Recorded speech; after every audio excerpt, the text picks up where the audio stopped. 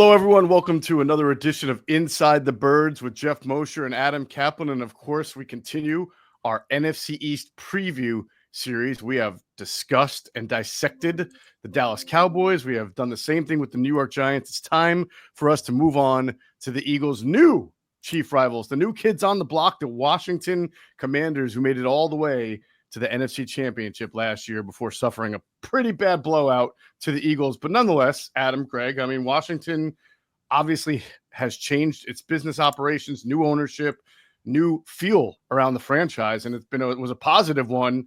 And then they obviously hit on a franchise quarterback. So we have a lot to discuss with this team that also made a bunch of moves in the offseason to try to knock the Eagles off the throne. So let's start with Washington's offense, because Jayden Daniels really was that guy. Adam, do you remember us saying at this time last year that if there was going to be a team that could be like Houston 2 years ago that just rides the coattails of a hot rookie quarterback, it could be the Commanders? I couldn't still have predicted how good Jayden Daniels was going to be and how much they were going to ride him. Well, it's funny you say that, because we were looking recently to try to figure out what kind of shows we want to do going forward. And I found that last June that you put that in the title. Who's the next Houston Texans? And voila, I didn't see it coming, because Greg, I don't know about you, but when I look at the roster entering the season last year, I'm like, okay, well, Daniels could be good. Everything I'd heard inside the team was really good, but the roster, the offensive line, I just didn't see it. So Greg, I would ask you this, and we'll obviously talk about the roster this season. When you saw Daniels as an overview, was it one of those stories the rookie was so good he just elevated the team? What were your thoughts on Daniels last season? Yeah, well, first of all, I like Daniels coming out. Yeah, remember that. And I thought he was a really good mix of playing in the pocket and having the ability to be a playmaker, giving them the playmaking dimension, because they didn't really have any explosiveness in the backfield, and they still don't. I think I guess part of your question is going forward, right? Because we're trying to look ahead. Yeah. I think when you take a rookie quarterback that had a lot of success, teams that they play are going to study him, and they're going to start showing a lot of different looks and a lot of different movements on defense. So the next thing, because there's no way in 1 year, no matter what kind of success you have as a quarterback, I think C.J. Stroud found this out a little bit as well, is you must get a better understanding, I think, of two things in particular, not just two, but two things in particular. You must get a better sense of protections and how they work against different front looks and pressure looks. Because young quarterbacks, even if they have a lot of success, they just don't have a background in those kinds of things from college. And then the corollary to that is you have to continue to understand defenses, both fronts and coverages, and the connection between the two. Adam, you probably remember sitting in the room with myself and Ron Jaworski, how often he talked about the relationship with fronts and coverages. And that becomes such a critical thing for a quarterback, because the front tells you a lot about what goes on behind it. And these are things he has to keep learning. So he's going to see different things. That's what teams do. They're not going to just say, oh, well, this guy's really good, we're just going to line up and, let him play. They're going to show him a lot. And so now the pre-snap element of the game, which goes into everything I'm saying, becomes a more and more critical factor. It's funny. I was down in Tennessee at their mandatory minicamp, and I spoke to their quarterback coach, Bo Hardigree. And we were just talking quarterbacks. And obviously, I'm not comparing Daniels to Tom Brady, but Tom Brady's name came up because we were just talking ball. And he said, Brady won before the snap. I mean, and which I've told you guys numerous times, and Daniels is not ready yet for that, but you have to work toward that. So it's just a greater understanding of a lot of the different elements. And don't forget, they're going to add concepts on offense too. So he's got to know that as well. Most coaches I've spoken to over the years, sorry to go so long, but my brain is just, is a lot of things are popping in. Most coaches will tell you that for a quarterback, even if they're successful, that it still takes 3 years for them to understand their offense and everything about it, and the defenses in the NFL. That's really what the timeline is.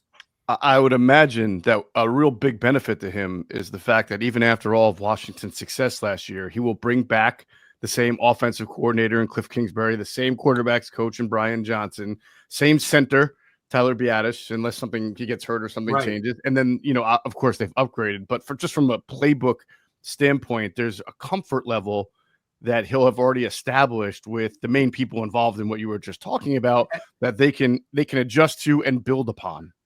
Geoff, that's a phenomenal point because, every time I talk to a coach about quarterbacks, they say the worst thing you can do for a young quarterback is change things after his rookie season because it's so overwhelming mentally for a rookie, even if he has success, but it's so mentally overwhelming that if all of a sudden you change everything and he has to start from scratch, because that's what you're doing. You're starting from scratch. Mm-hmm.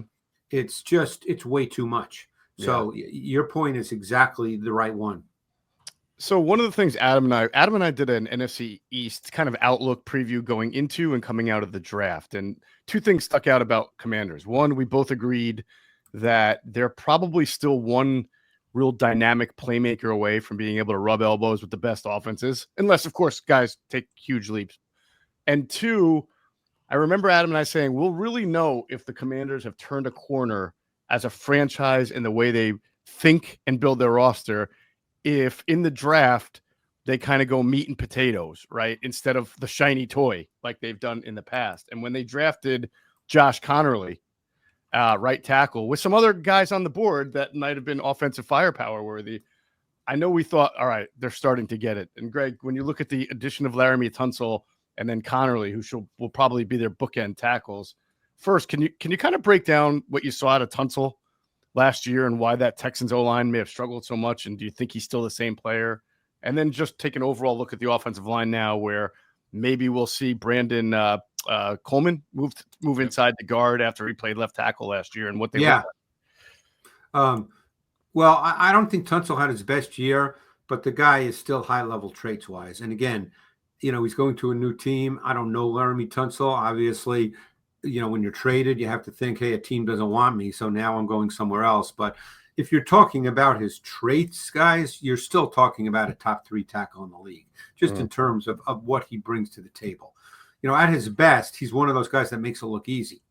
There have been years where it looked like it was effortless. In some ways, even though they're stylistically a little different, in some ways it reminded me of Joe Thomas, who always looked like he was out for a walk in the park. It just looked so easy. But Tunsil, for whatever reason, did not have a great year last year, but he's not old. So I can't imagine that he's, that he can't play at a high level. Mm-hmm. Now, Connerly played left tackle at Oregon. So they're moving him to right tackle. And that's a meaningful switch. Now, I'm not saying he can't do it, but you guys may remember, and I'm not comparing him to this player, I'm just using this as an example, an analogy, when Penei Sewell, who was a left tackle at Oregon, then switched to right tackle his rookie year with the Lions because they had Taylor Decker. He had a tough first season. And since then, he's moved on to probably be, the second best right tackle in the league behind Lane Johnson. So there is an acclimation period here and an adjustment period. But I thought Connerly, along with Josh Simmons from Ohio State, were the 2 most athletic tackle prospects in the draft.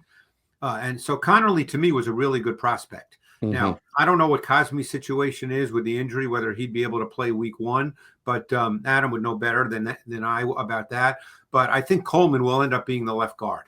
Now, they love Allegretti because Allegretti's one of those lunch pail guys. He's probably great in the O-line meeting room. He's just one of those guys you love having on your team because he's just a fighter and a battler and he's super competitive. And who knows, he may end up playing, depending on Coleman. But I think their O-line's going to be better, Geoff. Yeah, I mean, Adam, that's the big point of it, right? Is that for the longest time, not only was Washington very deficient on the offensive line, but if they suffered 1 injury, heaven forbid 2, they were done. We talked about this with the Giants. But if Allegretti is the first guy off your bench with all the experience that he has, you're automatically a lot better than you were a year or 2 ago. Yeah, because one of the things was very obvious, Washington really starting in free agency. Let's be real here. Their roster wasn't great last season. Daniels elevated them in a big way. Coaching was great. A lot of positive vibes, but they really had to help their offense specifically around Daniels, Connerly, Greg mentioned, Tunsil, okay? Those are 2 huge moves. Now, Now they're starting to build an offensive line. And the next guy we want to talk about, Greg, is another addition, is Deebo Samuel. Now, we know he's had a number of injuries, but he's been a very good player over the years for the Niners. Just take kind of an overview how you think he'll fit in with Cliff Kingsbury. And in recent years, how's he looked to you? I think Kingsbury's a good offensive coordinator for Deebo, because I think Deebo is he's not a gadget guy. That's not the right word, because that demeans what he is. He is a quality receiver. He's not a top 5 receiver, but he's a guy you can do a lot of different things with in terms of where he lines up and what you ask him to do. Now, I don't know if they'll use him similarly. I don't know if they'll use him running the football. They could, obviously, but he's a guy that you can line up anywhere in your formation. He can run routes from any spot. He's terrific with the ball in his hands. I mean, this is where they're sort of lacking, is at the wide receiver position. McLaurin is a really good player.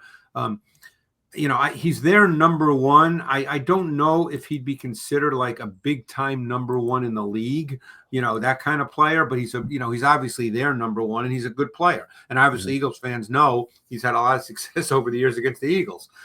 But that's where they're a little deficient. I'd say they need to find out about some younger players. Obviously they drafted McCaffrey a year ago, who was making a transition really, because he was a quarterback for a couple of years in college and then made the transition to wide receiver. The kid they drafted, Lane from Virginia Tech. Yeah. He's got Lane juice. Now, again, he's a 4th round pick. We don't know. And I don't know for sure, but at least they drafted a kid that's got juice, because that's what they're lacking. Right. Now, the KJ Osborne signing was a little interesting too, only because if you put him in that offense with that QB, can he make a few plays down the field like he's done in the past? There were a couple guys last year, Diami Brown, Noah Brown, who played better than you might have thought because they were playing with Jayden Daniels. Yeah, they've got a bunch of guys. I think they have Michael Gallup now too. Who knows if he came out of semi-retirement. Yeah. So I think there'll be competition there. that McLaurin and Deebo are going to play. Noah Brown is an interesting guy, obviously. McCaffrey was a 3rd round. You don't draft a receiver in the 3rd round not to expect him by his 2nd year not to get meaningful snaps. Right. So I think he is, to me, the wild card in all of this, as is Lane, who because of his speed. But McCaffrey is a guy that they really need to become a factor in their offense. Greg, one guy I do want to bring up real quick. Yep. And he barely played last season, is Ben Sinnott. That's what the tight end, that 2nd rounder from Kansas State last year, who I loved at the Senior Bowl. And my understanding was, after the season, just looking into it, they felt like he wasn't quite ready to take on a big role. And they've got John Bates, Ertz is back.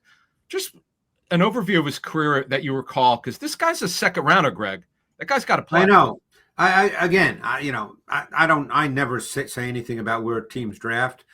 Did I have him rated as highly as they did based on his college tape? No, but that doesn't make me right and them wrong. I don't talk like that, because then you're ripping a whole staff that, they got 30 guys who do all this stuff. Mm-hmm. So I don't do that. But, I thought Sinnott was, is it Sinnott or Sinnott? Yeah. Sinnott, right? Sinnott, yeah. Sinnott.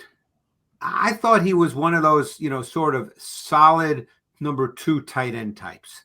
Like, I didn't see him as a true number 1 tight end. Now, again, that's relative to the rest of your team, but they don't have enough on the outside for Sinnott to be, a big time number 1, so I'm sure he'll play a little more, but no, they still have Ertz. Bates is one of those solid, blockers, can catch the ball once in a while. So I'm not sure, I haven't talked to anybody, but I'm not sure what Sinnott's role is right now, how they see him. Mm-hmm. Greg, when you look at the running game, I like Brian Robinson. I just feel like when you combine him and Austin Eckler, you just don't have a whole lot of explosion. No, you don't. But I think they also count, Geoff, on the fact that Daniels can give them explosion. Now, again, correct. How much do they want to do that, though? How much do they want to do that? Because Daniels can give them explosiveness in the run game. But I think Brian Robinson, again, Now it depends on the commitment to the run game. If Brian Robinson can stay healthy and they do give him the ball 250 times, he'll gain 1,000 yards. That doesn't make him a top 5 back in the league, but he'll gain 1,000 yards. I think they would like to do that. He got hurt last year, and much of that came, with the offensive line was an issue last year. So, I think ultimately they would like Robinson to be the number 1 back and have him, be the guy that carries the ball a meaningful amount of times. Jeff, one thing just want to add real quick is that the one issue I still have, and we've all touched on it, the lack of juice in offense. Now, the kid Lane is a 4th-round receiver. We'll see if he can get on the field. Right. But that's the one thing when you see what the Eagles have on offense, at tight end, running back, and receiver. You said it earlier, Jeff. They're still not there. They're getting there. And they had a very aggressive offseason. They know they needed to do that, but they're not quite there with the explosive juice on offense. Yeah, it feels like they have to rely heavily on Jayden. Go ahead. One thing, and then we can move on. One thing to keep in mind is you do have the quarterback. Again, they still need more. Adam is 100% right. I'm not disagreeing at all. But they do have a quarterback that can give you explosive plays. And, again, in one off season, you can't address everything. And they've certainly addressed some things, the O-line for sure. And we'll get to defense where I think they made some really good signings, but we'll get to that. Yeah, nope. That's all I was going to add is that, yes, I agree. I think I agree with all of our sentiments that they're just putting a lot on the quarterback. And at some point you have to help that guy out. Yes. Yeah. Make it a little easy for him where you got one guy and maybe it'll be Debo. We'll see.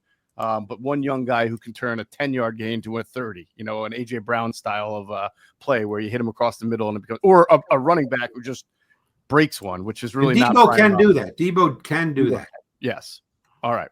Let's talk about this Commanders defense. Again, sort of you've seen their mantra since Dan Quinn took over and the new ownership and Adam Peters. They have some guys up front who are pretty good, and then they signed Javon Kinlaw. We wanted to ask you about the Kinlaw signing and what you saw with him from the Jets last year and how he might fit in this defense. Well, Kinlaw is a fascinating guy. For people that may remember, he was the guy that the 49ers drafted when they traded DeForest Buckner because they didn't want to pay Buckner, but they needed to replace Buckner. So they drafted Kinlaw, and it didn't work out. And he's been a little bit around the league now, and he's a traits guy that hasn't put it together. So now you bring him in with the idea that this guy, if he at his best, is a really good defensive tackle. It's all there. I mean, as Adam has said about what I say, it's all there in his body. It's all there. I love that. It just hasn't happened. Right. So now you hope maybe change of scenery, maybe the fact that ideally he's been humbled because he was a relatively high first-round pick. And other than flashes and snapshots, it hasn't really worked out where you say, hey, this guy is a consistent D tackle and a good player. So that's what they're hoping. There's one other guy not one other, but I mean, the one guy that I got to tell you that I thought was a great signing, and maybe he's not a known name to a lot of people, is Dietrich Wise. I watched him a ton in New England. For whatever reason, I saw a ton in New England over the last number of years. I'm sorry. Yeah. And, well, obviously, before the last 2 years, they were obviously. Yeah, exactly. I think this guy's a really good football player. Really good player. Now you can line him up outside, you can line him up inside. And I think that, the versatility he brings, and he's just, he can rush the quarterback, even though, his sack numbers aren't, off the charts or anything. But to me, he's a solidifying piece. He's just a guy you can count on to be a really good player week in and week out. Forget the statistics. He's just a really good player. It's interesting. Just real quick, getting back to Kinlaw, when they signed him, Greg, for that money, I was a little surprised only because I thought by year 2, Jerzon Newton, their second-round pick from last year out of Illinois, was going to be ready to step in to that spot. And maybe he will. Maybe they'll just have a great 3-man rotation of Payne, Kinlaw, and Newton, and it doesn't matter how the snaps are varied. But that did surprise me a little bit because I thought. Well, they also signed Eddie Goldman, who's had some good moments as well. Newton, I thought Newton showed flashes last year, and he's Mhm. very quick. I mean, he could be the guy that plays in the third down and pure pass situations. And they could feel like in run situations it would be Payne and Kinlaw, and maybe Goldman rotates in at times as well because he's a run defender. And then when you go to your pass rush front, that Newton comes in. Because Newton can rush the quarterback. Right. Geoff, one thing real quick. Yeah. This kind of reminds me of their offense in a way. So if you look at the group that they have, and we just mentioned the D tackles. Okay, yep. you got Wise, you got Armstrong. Cleveland Farrell's back, by the way. He's revived his career. Mm-hmm. If you look at their pass rush group, it's a nice group, but they don't have that big time pass rusher. Right. That's the one issue that I have. That's why they use Frankie Louvu the way they do. Right. I know. That's why in their dime last year, Frankie Louvu was an edge pass rusher. Yeah. Right. And see, there you go. I mean, it's just, and we've loved Louvu for years, but it's the one thing they lack. They just don't have that big time edge rusher. That's the one thing they're missing. Well, talk to us, Greg, about Louvu, about Wagner, who I remember talking to you last year. You thought he had lost a little bit of a step, but they brought him back. But how this pass rush works without a guy like a 10 to 12 sack guy on the edges.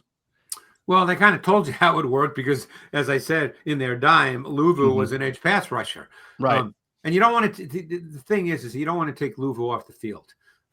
Now, they didn't want to take Wagner off the field either just because of the smarts. I didn't think he was the same player physically and athletically, but we know that he's super intelligent. I guarantee he's great in the locker room and in the meetings. I don't know Wagner at all personally, but I guarantee he's that guy that you just want him there. Now, the question is, will he continue to be a 3-down player? Or is this the year he's not? Is this the year he plays on base downs and comes out when they go to nickel, and maybe not nickel, but dime? They played a lot of dime last year, where they kept him on the field because Louvu stayed in as the pass rusher. My guess is in an ideal world, I could be dead wrong, but in an ideal world, I'm not sure they want Louvu to be an edge pass rusher, but we'll see how all that plays out. When you move to their back end, Greg, it looks like what they're trying to do in drafting Trey Amos out of Ole Miss in the second round, they signed Jonathan Jones from the Patriots, is really get an answer opposite Marshawn Lattimore so they can put Mikey Sanderstill in that nickel position. But I think we all agree Sanderstill played really well as a rookie on the outside. He's very competitive, physical. So even if that doesn't work, it seems like they have a good plan B. See, that's the fascinating point is Sanderstill played really well on the outside. And in Michigan, he played both outside and in the slot, but he played really well. He's a good player. But they drafted Trey Amos in the second round, a player I really liked on tape. I mean, I thought he was worthy of a first round selection based on his tape and how well he tested. But, when you draft a corner in the second round like that, I mean, you expect him to start at some point, ideally in his rookie season. Yep. So we'll see. I don't know. I mean, I think in an ideal world, to me, they would like Amos and Lattimore to be the outside corners and Sanderstill to be the slot in an ideal world. Yeah, from what I understand, Sanderstill, Amos, the way they were lining up in OTAs was exactly what you were talking about. Sanderstill back being the nickel, what they thought he would be, and it was a great story. I'll tell you what, though, if this group could stay healthy, and Lattimore's obviously it's all about the hamstrings going back 8 years. With Quan Martin at safety, Will Harris, who's been around the league, there's and Igbo Hagane came. This is a guy nobody like. This guy couldn't play. Then last year he did a good job. So Geoff, they now, and you mentioned Jonathan Jones, they could line up now, go against a team like the Eagles. Yeah, I think so. And then, the more I think about it, if you're really concerned about Lattimore and his injury history, you wonder if for base defense, you throw if Amos is ready, you throw Amos and Sanderstill out there as your outside corners, and you only play Lattimore when you're in sub packages, which is still going to be a lot, but it's, you give him a break when you're in run defense and you have Sanderstill on one outside, Amos on the other. And then when you get into nickel, then you can bring in Lattimore for the outside and move Sanderstill to nickel. It just takes a little bit of wear and tear off. Jonathan Jones either. He's got a lot of experience playing both outside and inside, and he's been a starter in this league. So, it'll be interesting to see how that shakes out. Yeah. So the thing I see about Washington is in absence of some real home run hitters and as either edge rusher or young playmaker, they do have pretty good depth. For the first time in Yes. forever, you can talk about depth on their offensive line, because we didn't even mention they have the guy who started the right tackle in the Super Bowl, Wiley, a couple of years ago, right? Yep. Yeah, so that's good. They can go too deep right there, which is they've never been able to say that. And on defense, they've given themselves some good optionality. I mean, they have a couple of D tackles, got a decent rotation of edges. They're going to be one of those teams that can withstand an injury or two because of what they have theoretically, as long as the quarterback continues to play at a high level. Yep, it'll be interesting. I thought Will Harris was a good signing too, a veteran, Yep. Knows how to play. I thought they did a good job in the offseason. I mean, obviously the quarterback, when the quarterback comes in and plays at the level that he did, it raises your entire team, which it obviously did. Right. Should we watch out for that Jordan McGee, that linebacker? He's out of Temple, isn't he? He is. Temple. Yeah. But for them. I thought you made a great point there a moment ago about and about the O-line. I think it was you, Geoff, who made two good points with Allegretti and Wiley. I mean, again, it was, if there are injuries and you have to play those guys, you're dealing with guys that have played a lot of snaps in the league.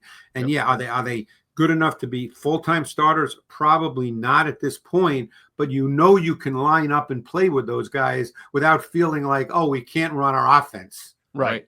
I mean, it was just a year ago or 2 years ago where if they had an injury and they put somebody in and we were doing the pregame show, Adam would be like, that's where the red circle gets right there. You go right after him. And sure enough, the Eagles would, and so would other teams. So this should be fun. I mean, Eagles Commanders was great last year. It should be really good again. When is that? I haven't studied the schedule. When is the first time they played?